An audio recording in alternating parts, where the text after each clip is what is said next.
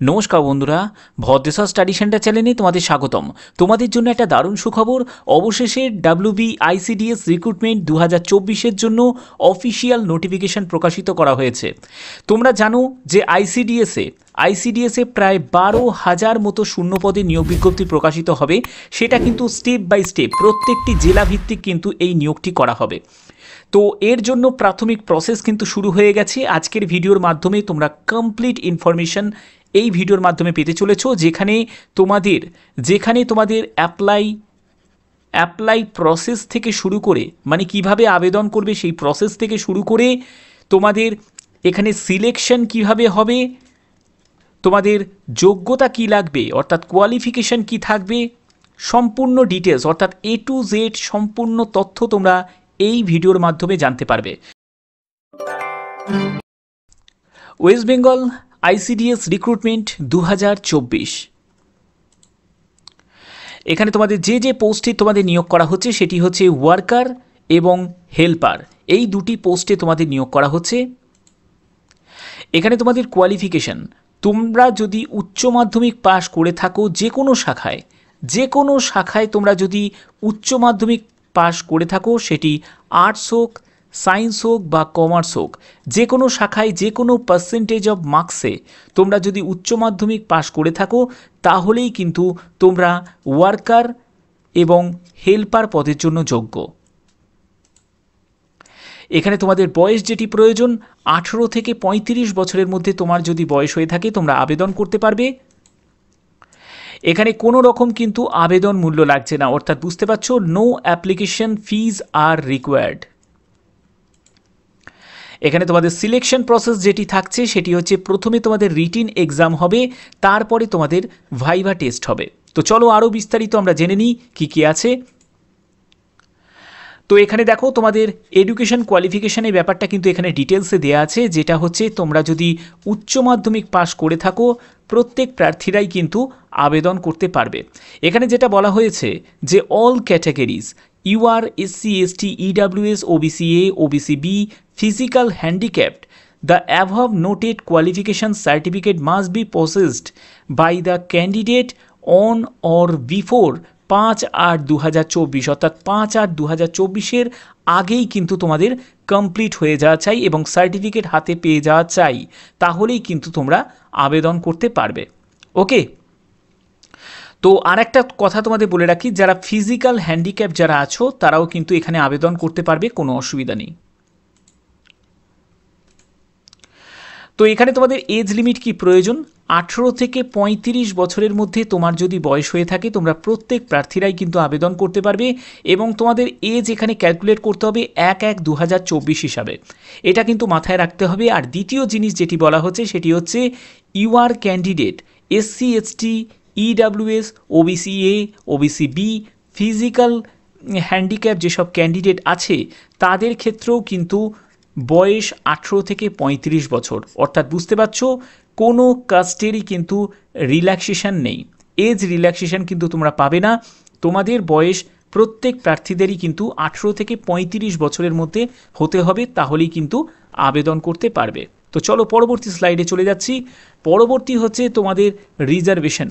এখানে তোমরা দেখতে পাচ্ছ রিজার্ভেশনের জায়গাটা এখানে উল্লেখ করা আছে যে SC, ST, EWS, OBCA, OBCB এবং ফিজিক্যাল হ্যান্ডিক্যাপ যারা আছো তারা কিন্তু গভর্নমেন্ট যেরকম রুল আছে সেই গভর্নমেন্ট রুল অনুযায়ী কিন্তু তোমরা রিল্যাক্সেশন পেয়ে যাবে।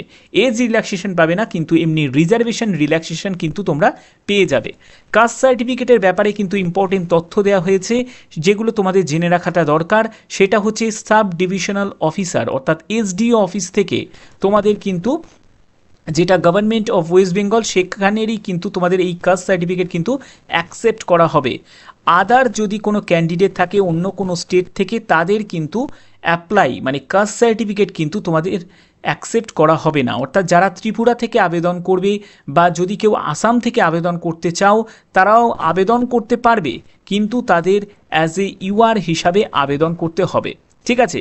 এমনিতেও এখানে আবেদন করতে গেলে কিন্তু অনেক কন্ডিশন আছে, যেগুলো তোমাদের পরবর্তী স্টেপে দেখাবো। আদার স্টেট থেকে যারা আবেদন করতে চাইছো তাদের ক্ষেত্রে, ওয়েস্ট বেঙ্গল থেকে যারা আবেদন করবে তাদের ক্ষেত্রে কিন্তু সেরকম কোনো কন্ডিশন নেই। ঠিক আছে, তো চলো পরবর্তী আমরা দেখে নিই। এবং তোমাদের আরেকটা কথা যেটা বলা হয়েছে সেটা হচ্ছে caste certificate issued on or before 5/8/2024 মধ্যে কিন্তু তোমাদের ইস্যু হয়ে যাওয়া চাই। এরপরে যদি কোনো কাস্ট সার্টিফিকেট ইস্যু হয় সেই সব প্রার্থীরা কিন্তু আবেদন করতে পারবে না। এবং ফিজিক্যাল হ্যান্ডিক্যাপ যারা আছে তাদের ক্ষেত্রেও কিন্তু 5/8/2024 মধ্যে কিন্তু ইস্যু করা সার্টিফিকেট শো করতে হবে। এবং ইডাব্লিউএসদের ক্ষেত্রেও কিন্তু সেই সার্টিফিকেট কিন্তু 5/8/2024 মধ্যেই যদি হয় তাহলেই সেটা কিন্তু তোমাদের ভ্যালিড বলে মানা হবে। ওকে, তো পরবর্তী হচ্ছে তোমাদের এখানে সিলেকশন প্রসেসের ক্ষেত্রে তোমাদের প্রথমেই যেটা বলেছি, সিলেকশন প্রসেসের ক্ষেত্রে যেটা থাকবে সেটা হচ্ছে তোমাদের রিটিন এক্সাম কন্ডাক্ট হবে।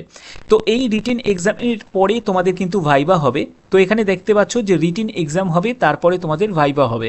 টোটাল মার্কস রিটিন এক্সামিনেশন হচ্ছে 90 নম্বর, এবং ভাইভাতে যেটা থাকবে সেটা হচ্ছে 10 নম্বর হচ্ছে ভাইবা। এখানে বলছে এ candidate must secure 30 marks written examination, অর্থাৎ রিটিন এক্সামিনেশনে যদি তোমার 30 নম্বর যদি থাকে, 30 নম্বর তোমাকে কমপক্ষে তুলতেই হবে, তাহলেই কিন্তু তোমরা কোয়ালিফাই হবে ভাইবার জন্য। ঠিক আছে, ইন্টারভিউয়ের জন্য তখনই তোমাকে ডাকা হবে যদি তোমার 30 মার্কস যদি থাকে 90-এর মধ্যে। ওকে, বলছে marks obtain in the written examination as well as in the viva test will be considered for preparation of merit list. অর্থাৎ তোমাদের যে মেরিট লিস্টটা তৈরি হবে সেটা হচ্ছে তোমাদের যে রিটিন এক্সামিনেশনে তোমরা এবং তোমাদের ভাইভাতে যে নাম্বারটা পাবে, অর্থাৎ রিটিন প্লাস ভাইভা, ঠিক আছে, এই দুটি মার্কস কিন্তু যুক্ত হয়ে যে নাম্বারটা তোমার হবে সেই নাম্বারের ভিত্তিতেই তোমাদের কিন্তু ফাইনাল মেরিট কিন্তু তৈরি হবে। ওকে, আচ্ছা, এরপরে বলছে যে if candidate qualify the written examination does not appear in the viva, she will be disqualified the selection। আচ্ছা, এখানে বুঝতে পারছো যে যদি তুমি রিটিন এক্সামিনেশনে কোয়ালিফাই করার পরে তুমি যদি ভাইভাতে উপস্থিত যদি না থাকো তাহলে কিন্তু তোমাকে ফাইনাল সিলেকশন থেকে কিন্তু বার করে দেওয়া হবে। এবং পরবর্তী যেটি বলা হচ্ছে there will be no qualification marks in the viva ভগ।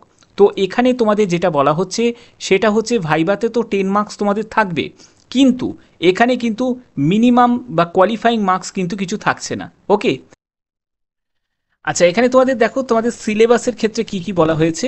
সিলেবাসটা যেটা থাকছে সেটা হচ্ছে তোমাদের প্রথমে একটি এসে দেবে, যেখানে 150টি শব্দে তোমাদের নিজস্ব মাতৃভাষায় কিন্তু তোমরা 8 স্ট্যান্ডার্ডের তোমাদের যে 15 নম্বরের তোমাদের এই এসেটা দেবে। ঠিক আছে, যেখানে তোমাদের 150টা শব্দে তোমাদের বাংলা ভাষাতে তোমাদের রচনা লিখতে হবে। এরপরে দ্বিতীয় যেটি থাকবে সেটা হচ্ছে অ্যারিথমেটিক থাকবে, যেখানে তোমাদের 8 স্ট্যান্ডার্ডের 20 মার্কস থাকবে।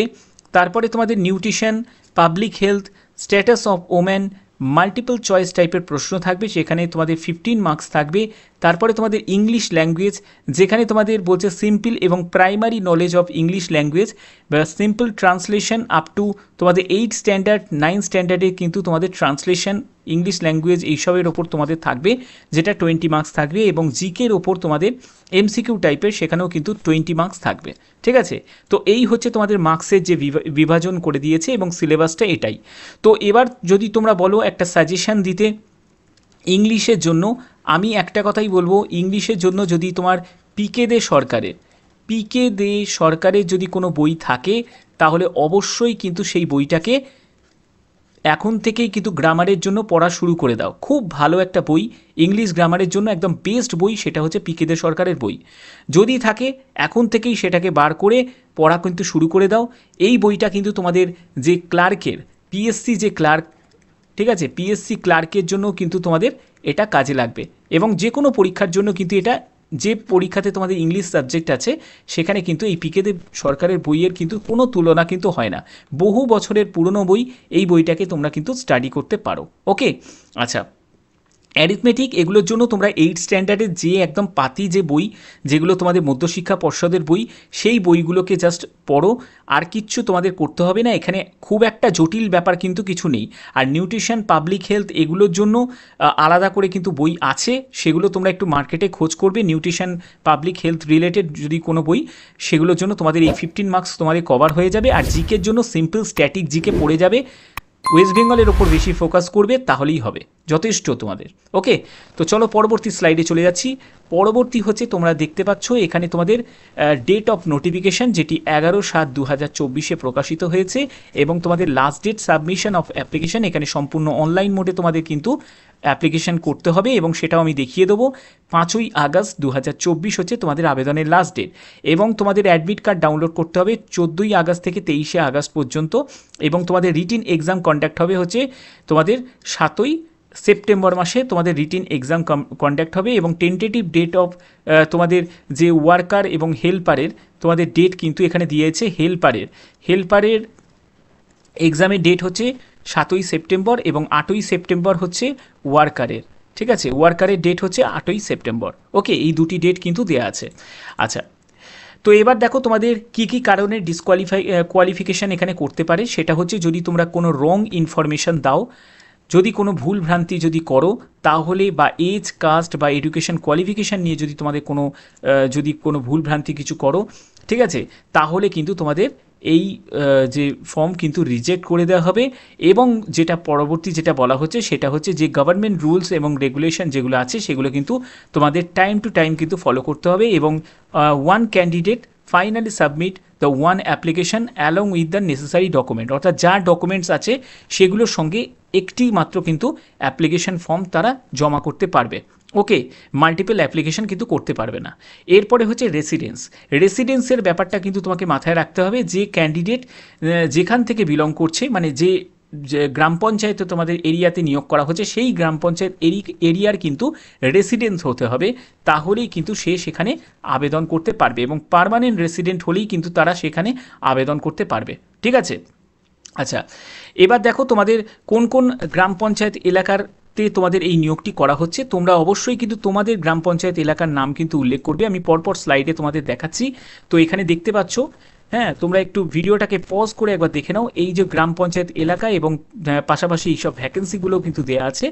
তো এই হচ্ছে তোমাদের গ্রাম পঞ্চায়েত এলাকাগুলো। পরপর আমি যতগুলো গ্রাম পঞ্চায়েত এলাকায় তোমাদের এই নিয়োগগুলো করা হচ্ছে সেগুলো পরপর তোমাদের স্টেপ বাই স্টেপ দেখাচ্ছি। ঠিক আছে, এবার দেখো তোমরা কিভাবে আবেদন করবে। আবেদন করার জন্য প্রসেস কি সেটা তোমাদের এবার মেন যে অফিসিয়াল সাইটে আমি নিয়ে চলে যাচ্ছি, সেখান থেকে তোমাদের আবেদনের প্রসেসটা আমি দেখিয়ে দিচ্ছি। চলো, দেখতে পাচ্ছ যে আমি একদম অফিসিয়াল ওয়েবসাইটটা ওপেন করে নিয়েছি। এটা হচ্ছে কোচবিহার, ওয়েস্ট বেঙ্গল কোচবিহারের ডিস্ট্রিক্টের তরফ থেকে এই নিয়োগটি করা হচ্ছে। তো এবার তোমাদের কিভাবে আবেদন করবে সেই প্রসেসটা তোমাদের দেখিয়ে দেওয়ার জন্য একদম অফিসিয়াল ওয়েবসাইটে চলে এসেছি। তো কিভাবে আবেদন করবে সেটা একবার দেখো। প্রথমে বলা হচ্ছে যে পোস্ট অ্যাপ্লাইড ফর, অর্থাৎ কোন পোস্টে তুমি আবেদন করবে, এবং তোমরা এখানে দেখতে পাচ্ছ যে post applied for ICDS project. যেখানে তুমি মানে সিলেক্ট করবে, যে কোনো একটি তোমাকে সিলেক্ট করে নিতে হবে। আমি একটি সিলেক্ট করে নিলাম। এরপরে বলছে যে পোস্ট অ্যাপ্লাইড ফর, অর্থাৎ কোন পোস্টে তুমি আবেদন করতে চাইছো। তুমি যদি ওয়ার্কারের জন্য আবেদন করতে চাও তো ওয়ার্কার এখানে টাইপ করবে, আর না হলে তুমি হেল্পার। তো আমি ধরো ওয়ার্কারের জন্য আবেদন করছি, তো করে নিলাম যে কোনো একটি পোস্ট। তারপরে হচ্ছে নেম অফ দ্য ক্যান্ডিডেট, তোমার নাম এখানে ক্যাপিটালে টাইপ করবে। তারপরে ফাদার বা হাজব্যান্ডের নেম এখানে টাইপ করবে। মাদার নেম এখানে টাইপ করবে।